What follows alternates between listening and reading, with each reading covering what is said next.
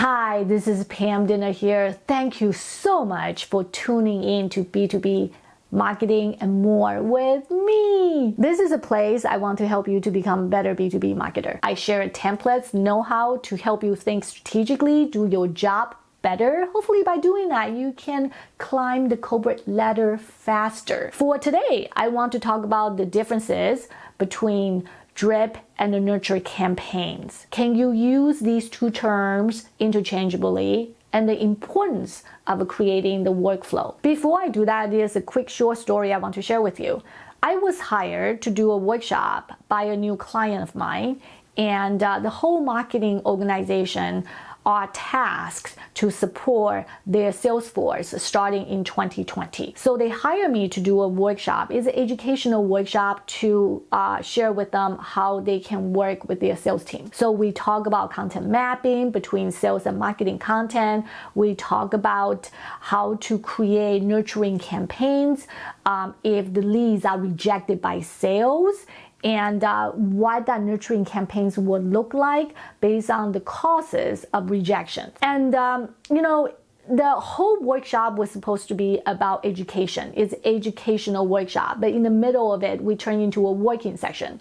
So I pretty much had to improvise and work with them to actually create kind of like a workflow. We're working through some of the key workflow for nurturing campaigns. Seriously, that for the prospects that are rejected by the sales team.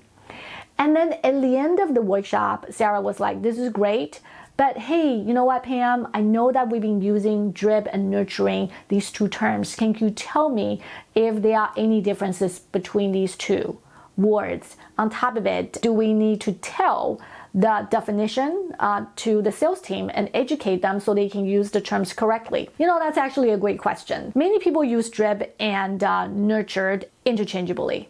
And I told Sarah, so, you don't really need to educate your sales team.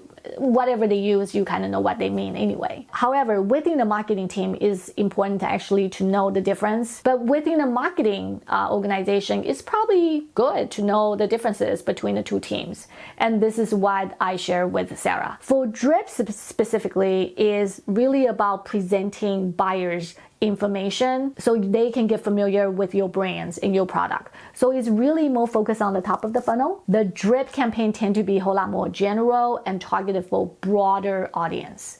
And the example I shared with Sarah was that's pick of a guy, and his name is Joe, and he comes to, say, my pet food e-commerce site and signed up for a newsletter. And because he signed up for a newsletter, within like 20 minutes, I immediately sent out a welcome email. Basically welcome him to come to my website and sign up for newsletter.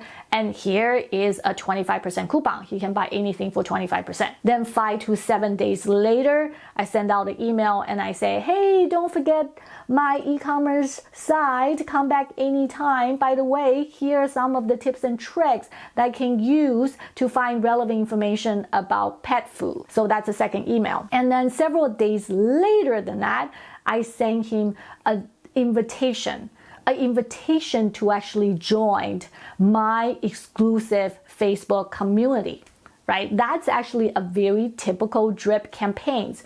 It's very general and it target for the first time subscriber or the first timer. Nurturing, on the other hand, is really aims at the existing customers or prospects that's already inside of the purchasing cycle, or they are already fairly familiar with your products.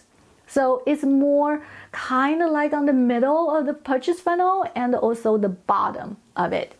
So let's use Joe as an example again. Now he joined the Facebook community and you notice that he posted 2 or 3 photos of his 2 cats. Now he has 2 cats of a certain type of breed.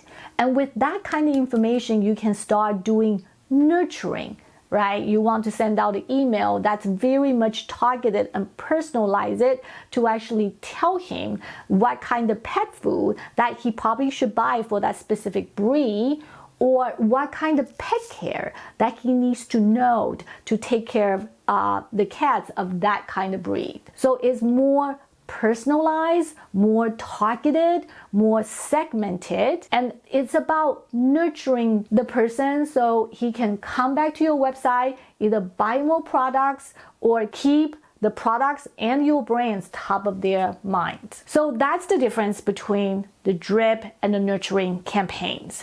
And I told Sarah, many people use these two terms interchangeably. As long as you know what they do, and that's what matters.